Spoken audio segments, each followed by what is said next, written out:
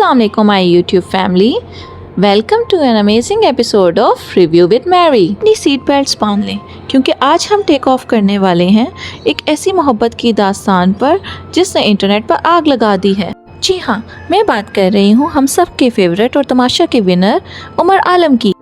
भाई उमर ने साबित कर दिया कि वो सिर्फ लोगों को हंसाना नहीं जानते, बल्कि जब रोमांस की बारी आए तो वो बड़े बड़े हीरोज़ को पीछे छोड़ देते हैं। आज हम रिव्यू करेंगे उनका वो मशहूर ज़माना हवाई प्रपोज़ल और उनका खूबसूरत निकाह। क्या ये वाकई रोमांटिक गोल्स है या हम जैसे सिंगल्स के लिए एक नई टेंशन? चलिए देखते हैं। पहले बात करते हैं उस प्लेन प्रपोज़ल की। भाई लोग कहते हैं love is in the air, लेकिन उमर ने उसे सीरियसली ही ले लिया।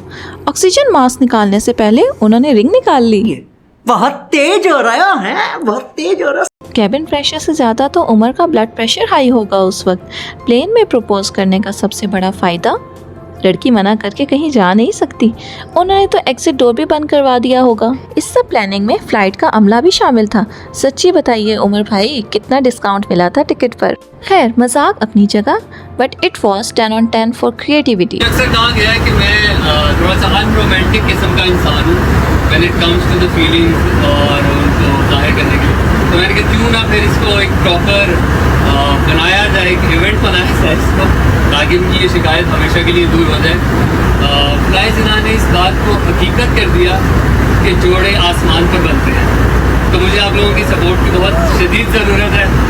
थोड़ा सा थैंक यू।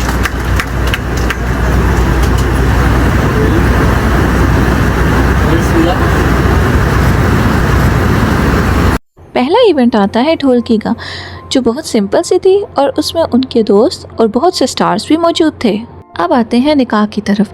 हमने उमर को हमेशा टी शर्ट्स, हुडीज़ और शरारतें करते देखा है, लेकिन निकाह पर जब वो रवायती लिबास में आए तो एक लम्हे के लिए लगा ये वो वाला उमर आलम तो नहीं है। इतना संजीदा और इतना डिसेंट, ऐसा लग रहा था जैसे किसी फिल्म का हीरो आखिर में हीरोइन को लेने पहुंच ही गया हो। उन्होंने साबित किया कि आपको दुल्हा लगने के लिए 10 किलो कढ़ाई वाली शेरवानी पहनने की ज़रूरत नहीं है, बस एक अच्छी नीयत, एक प्यारी सी मुस्कुराहट ही काफ़ी है। वैसे उमर भाई, इतनी संजीदगी के पीछे कहीं ये खौफ तो नहीं था कि अब शरारतें ख़त्म और जिम्मेदारियाँ शुरू? उमर और उनकी अहलिया की जोड़ी देखकर दिल से माशाअल्लाह निकलता है। उनकी तस्वीर में जो सबसे अच्छी बात थी वो थी उनकी नेचुरल स्माइल। आजकल की शादियां तो फोटोशूट बनकर रह गई हैं, लेकिन यहाँ लग रहा था कि दो इंसान वाकई खुश हैं। I feel like a king। आज पूरा दिन पूरा मौका दिया था कि आप सोच लो, आप मशवरा कर लो, लेकिन शायद सही कहते हैं मोहब्बत अंधी होती है, नहीं सोचने समझने से नहीं कासिर कर देती है। लोग निकाह के बाद गाड़ी सजाकर घर जाते हैं, लेकिन उमर आलम साहब सीधा रनवे पर ही पहुंच गए। निकाह के फ़ौरन बाद ये जहाज़ वाला शूट देखकर ऐसा लग रहा है जैसे मियाँ बीवी रुखसती के बाद फ़्लाइट मोड पर ही चले गए हों। बस दुआ है कि फ़्लाइट की तरह इनकी खुशियाँ भी कभी डिले ना हो। क्या सोचा फिर ज़िंदगी के बारे में? कैसे बताऊं मैं तुम्हें मेरे लिए तुम कौन हो? कैसे बताऊं मैं तुम्हें? तुम धड़कनों का गीत हो, जीवन का तुम संगीत हो, तुम जिंदगी, तुम बंदगी, तुम रोशनी, तुम ताजगी। और फिर आता है एक और फोटोशूट समंदर के किनारे। मतलब पहले बादलों में उड़ रहे थे और अब लहरों के साथ खेल रहे हैं।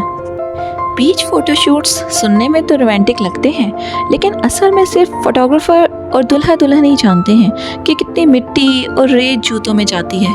मगर भाई पिक्चर्स कमाल, सूरज की रोशनी, समंदर का पानी और उमर आलम की आई एम ऑफिशियली टेकन वाली मुस्कुराहट।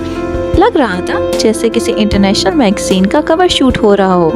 एक तरफ आसमान की बुलंदी और दूसरी तरफ समंदर का सुकून। उमर भाई ने बैलेंस तो अच्छा बनाया है। वैसे एक बात बताएं, आपको प्लेन वाला आइडिया ज़्यादा पसंद आया है या बीच वाला फ़ोटोशूट? मुझे तो लगता है अगला शूट शायद पहाड़ों पर होगा, क्योंकि उमर भाई रुकने वाले तो हैं नहीं। वीडियो पसंद आई हो तो सब्सक्राइब लाजमी करें। खुदा हाफिज़।